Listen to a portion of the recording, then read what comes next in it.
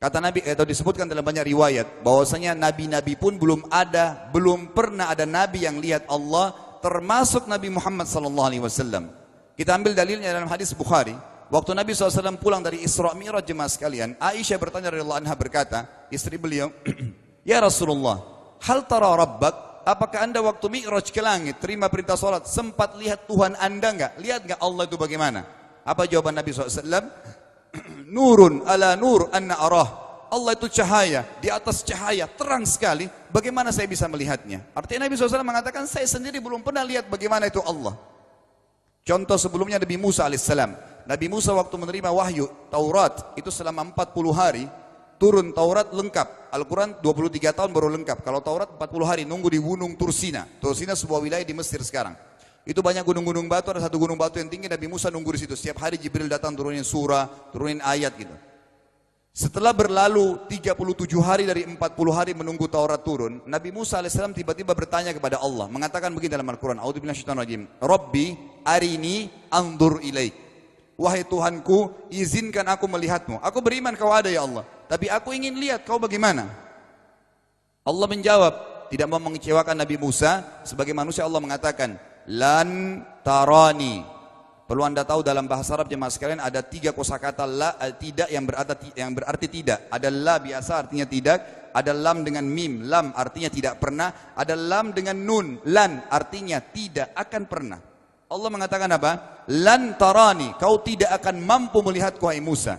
Tapi Allah nggak mau kecewain Musa. Ternyata Musa selama 37 hari jemaah sekalian kagum-kagum lihat gunung-gunung batu di situ. Pergantian siang malam, burung-burung yang terbang, air yang mengalir di lereng-lereng gunung. Lalu dia mengatakan, Allah mengatakan apa? Walakin unzur ilal jabal, fa in istaqarra makanahu fasawfa tarani. Coba kamu lihat gunung-gunung batu di sekitarmu hai Musa. Kalau mereka bisa menampung kedatanganku, kata Allah, kau akan bisa melihatku. Apa yang terjadi? Allah lanjutkan, falamma tajalla rabbuhu lil jabal. Waktu Allah baru niat mau datang, belum datang, ja'alahu dakka. Semua gunung batu itu hancur lebur, tidak mampu menampung kedatangan Allah. Wa kharra Musa sa'iqa. Lalu Musa pingsan tiba-tiba. Waktu Nabi Musa bangun, langsung ucapkan kalimat, amantu billah. Saya beriman pada Allah. Berarti fakta lapangan, nabi-nabi aja belum pernah lihat Allah. Masih pertanyaan lagi jemaah sekalian, kenapa Allah nggak bisa kelihatan? Saya akan jawab dan tolong ini jadikan sebagai pegangan hidup. Ini landasan akidah kita. Kata para ulama, karena anda kalau sholat, anda mengucapkan satu kalimat yang merupakan jawabannya. Allahu Akbar. Allah Maha Besar. Akbar adalah siga mubalaghah dalam Islam. Sesuatu yang melampaui batas, Maha Besar. Kita terangkan. Kata Nabi SAW, perumpamaan bumi yang kalian tinggali ini dibanding dengan langit pertama di atas kepala kalian, ada 7 lapis langit. Allah mengatakan, sab'an shidada, 7 lapis langit yang kokoh. Alladzi khalaqa sab'a samawatin tibaqa, yang menciptakan langit tibaqa bersusun, 1, 2, 3, 4, 5, 6, 7. Allah di atas langit ke-7.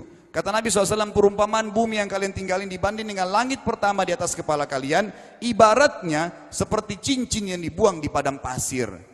Jadi kita tidak akan pernah bisa melihat ujungnya langit karena kita sangat kecil, dan ini terbukti secara fakta. Apakah anda sudah tahu bahwasanya miliaran bintang-bintang yang ada di atas kepala anda yang jaraknya sekian miliar tahun dari bumi dan sekian miliar tahun lebih besar daripada bumi, sekian miliar kali lebih besar daripada bumi, itu semua berada di bawah langit pertama.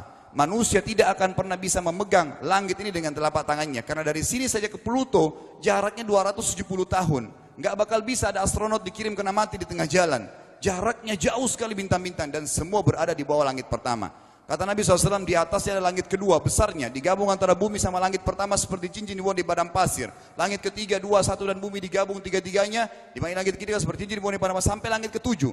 5, 6, 4, 3, 2, 1 dan bumi, 7 digabung, dibanding langit ke-7 seperti cincin dibuang di padang pasir. Dan langit yang luas ini jemaah sekalian dipenuhi dengan makhluk Allah yang lain namanya malaikat. Dalam hadis Bukhari kata Nabi SAW, waktu saya sedang dimi'rajkan ke langit, tidak ada 4 jari pun ukuran di langit yang luas itu, kecuali saya temukan malaikat yang sedang ruku atau sujud, penuh dengan jumlah mereka. Anda tahu malaikat itu ada namanya nama kelompok, seperti Raqib, Atid itu kelompok. Di bawah Raqib banyak miliaran malaikat, di bawah Atid miliaran malaikat. Sama dengan Munkar Nakir, ada memang nama kelompok. Makanya kalau manusia 5 miliar, Raqib Atidnya 10 miliar. Raqib Atidnya 10 miliar. Lalu kata Nabi SAW, di atas langit ke-7 ada Sidratil Muntaha. Besarnya digabung antara 7 lapis langit dan bumi. 8 hanya seperti cincin di bawah di padang pasir.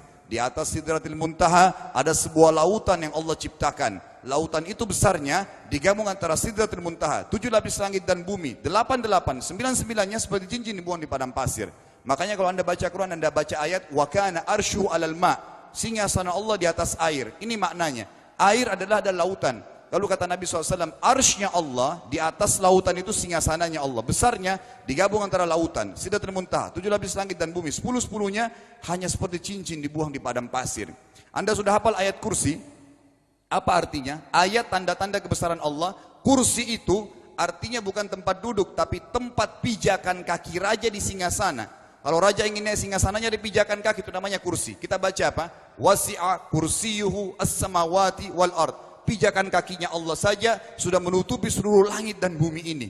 Jadi kita mustahil bisa melihat Allah karena besarnya Allah Azza wa Jal. Tinggal kita tutup jemaah sekalian. Kira-kira, lalu bagaimana saya berhubungan dengan Allah? Jawabannya sederhana. Anda lingkari namanya Allah, ini Tuhan kita. Yang menyembah selain Allah kafir, yang mempartisipasikan Allah dengan makhluknya, masih sembah berhala, kuburan, jimat, namanya syirik. Dua-dua enggak boleh. Untuk berhubungan dengan Allah yang tidak kelihatan dengan mata kita ini, tapi kita bisa rasakan keberadaannya, cuman satu cara. Di bawahnya lingkarin ibadah. Salat, puasa, zakat, haji, takziah, ziarah kubur, semua ini adalah rangkaian ibadah untuk berhubungan dengan Allah. Semua ibadah ini jemaah sekalian harus seperti yang Allah mau, bukan yang Anda mau. Ini penting. Karena kalau tidak seperti yang Allah mau, Allah tidak terima. Bagaimana caranya supaya bisa seperti yang Allah mau? Ikuti buku pedomannya. Ada Al-Quran, ada Sunnah. Yang beribadah keluar dari 2 pedoman wahyu ini tidak akan diterima oleh Allah. Seperti Anda kalau kerja di perusahaan, pimpinan perusahaan kasih peraturan. Senin pakai baju kuning, Selasa baju hijau, Rabu pakai baju hitam. Datang jam 7, keluar jam 5 sore. Ternyata Anda tidak.